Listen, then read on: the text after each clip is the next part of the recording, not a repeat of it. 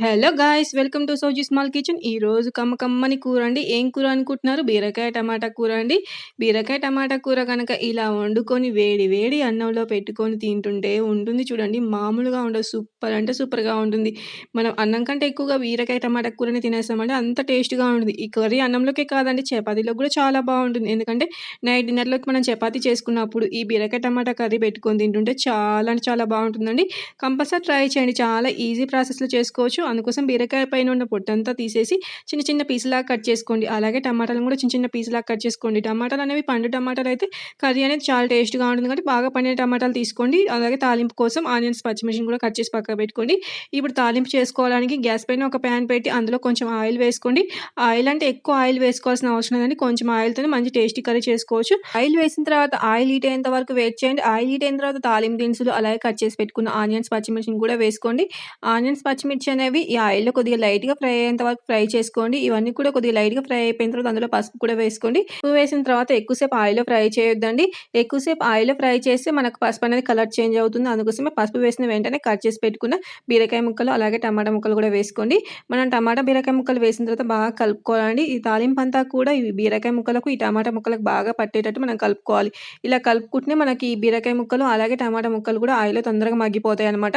అందుకోసమే బాగా కలపాలండి. మనం ఎంత బాగా కలుపుకుంటే ఇవి అంత బాగా ఆయిల్‌లో మగ్గిపోతాయి. ఇలా కలుపుకున్న తర్వాత దానిపైన మూత పెట్టి ఒక 5 మినిట్స్ మనం గ్యాస్ అనేది సిమ్‌లో పెట్టి మనం ఉడకనిచ్చామనుకోండి, మనకు బీరకాయలో ఉన్న వాటర్ అలాగే టమాటాలో ఉన్న వాటర్ అంతా కూడా బయటకొచ్చేసి మనకు అందులోనే ఈ టమాటా ముక్కలు, బీరకాయ ముక్కలు కూడా ఉడికిపోతాయి. మనం ఇందులో ఏం వాటర్ యాడ్ చేయొద్దండి. వాటర్ యాడ్ చేస్తే అసలు బాగోదు ఈ కర్రీ. అందుకోసమే వాటర్ యాడ్ చేయొద్దు. మనకు బీరకాయలో వాటర్ ఉంటుంది. అలాగే టమాటాలో కూడా కొంచెం వాటర్ ఉంటుంది కాబట్టి ఈ ముక్కలనేవి ఉడుకుతా ఉంటే మనకు వాటర్ అనేది బయటకొచ్చేస్తుంది. ఆ వాటర్‌లోనే ఇవన్నీ కూడా బాగా ఉడికేటట్టు ఉడికించుకోవాలి. ఆ వాటర్ అంతా కూడా ఇంకిపోయేంత వరకు బాగా చిక్కగా అయ్యేంత వరకు మనం బాగా ఉడికించుకున్నామనుకోండి, ఈ కర్రీ అనేది చాలా టేస్ట్‌గా ఉంటుంది. బీరకాయ ముక్కలతో పాటు టమాటా ముక్కలు కూడా బాగా ఉడికిపోతాయి. అందుకోసం మనం బాగా పండిన టమాటాలు తీసుకుంటే తొందరగా ఆయిల్‌లో మగ్గిపోతాయి. అలాగే ఈ కర్రీ కూడా చాలా అంటే చాలా టేస్ట్‌గా ఉంటుందండి. అందుకోసం బాగా పండిన టమాటాలతోని ఈ కర్రీ చేసుకోవడానికి ట్రై చేయండి. వాటర్ అంతా కూడా ఇంకిపోయేంత వరకు బాగా కలుపుకుంటూ ఉడికించుకోవాలండి. మనం సిమ్‌లో గాని, మీడియం ఫ్లేమ్‌లో గాని గ్యాస్ అనేది పెట్టి ఉడికించుకోవాలి. గ్యాస్ అనేది హై ఫ్లేమ్‌లో పెడితే కర్రీ అనేది తొందరనే ఉడికిపోతుందండి. కానీ కర్రీ అసలు టేస్ట్ ఉండదు. మన కర్రీ టేస్ట్ ఉండాలంటే గ్యాస్ అనేది హై ఫ్లేమ్‌లో పెట్టొద్దు. ఎప్పుడైనా మీడియం ఫ్లేమ్‌లో గాని, సిమ్‌లో పెట్టి గాని కర్రీ వండుకుంటే కర్రీ అనేది చాలా అంటే చాలా రుచిగా ఉంటుంది. ఇలా బాగా ఉడికిపోయిన తర్వాత దాంట్లో ఉన్న వాటర్ అంతా కూడా ఇంకిపోయిన తర్వాత దాంట్లో సరిపడా ఉప్పు, కారం కూడా వేసుకోండి. కారం, ఉప్పు అనేది చూసి వేసుకోండి. ఎందుకంటే కొంతమంది కర్రీ స్పైసీగా తింటారు. కొంతమంది స్పైసీనెస్ తక్కువగా తింటారు కాబట్టి కారం, ఉప్పు అనేది చూసి యాడ్ చేసుకోండి. ఉప్పు ఎక్కువగా వేసుకున్నామనుకోండి కర్రీ అస్సలు తినలేము. కొంచెం తక్కువ అయితే లాస్ట్‌లో యాడ్ చేసుకోవచ్చు. అందుకోసమే చూసి యాడ్ చేసుకోండి.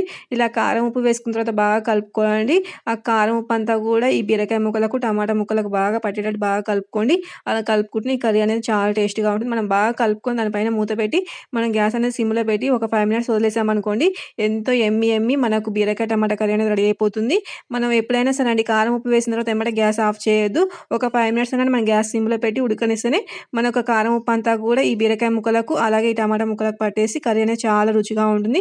ఒక 5 మినిట్స్ తర్వాత చూస్తే ఎంతో యమ్మీ యమ్మీ మన బీరకాయ టమాటా కర్రీ అనేది రెడీ అయిపోయిందండి. ఈ కర్రీని వేడి వేడిగా అన్నంలో పెట్టుకొని తిన్నా గాని, చపాతీలోకైనా చాలా అంటే చాలా రుచిగా ఉంటుందండి. బీరకాయ అనేది హెల్త్‌కి చాలా అంటే చాలా మంచిదండి. మనం ఏదో ఒక రూపంలో బీరకాయ కర్రీ అనేది చేసుకొని తినడానికి ట్రై చేయాలి. మామూలుగా డైలీ మనం బీరకాయ కర్రీ ఒకే తీరుగా వండుకుంటే తినలేము. ఇలా డిఫరెంట్‌గా వండుకుంటేనే మనకు తినాలనిపిస్తుంది. దీంట్లో శనగపప్పు అయినా, టమాటా అయినా ఇదేదో ఒకటి యాడ్ చేసుకొని వండుకుంటేనే మనకు తినాలనిపిస్తుంది. బీరకాయ అంటే ఇష్టం లేని వాళ్ళకి ఎవరికైనా సరేనండి ఇలా బీరకాయ టమాటా కర్రీ చేసి పెట్టండి. చాలా ఇష్టంగా తింటారు. ఎంత బావుంటుందంటే చాలా అంటే చాలా బావుంటుందండి. బీరకాయకి టమాటా కాంబినేషన్ చాలా రుచిగా ఉంటుంది. ఇది మనం చపాతీలోకైనా, జొన్న రొట్టెలోకైనా ఏ కాంబినేషన్‌లోనే తినొచ్చండి.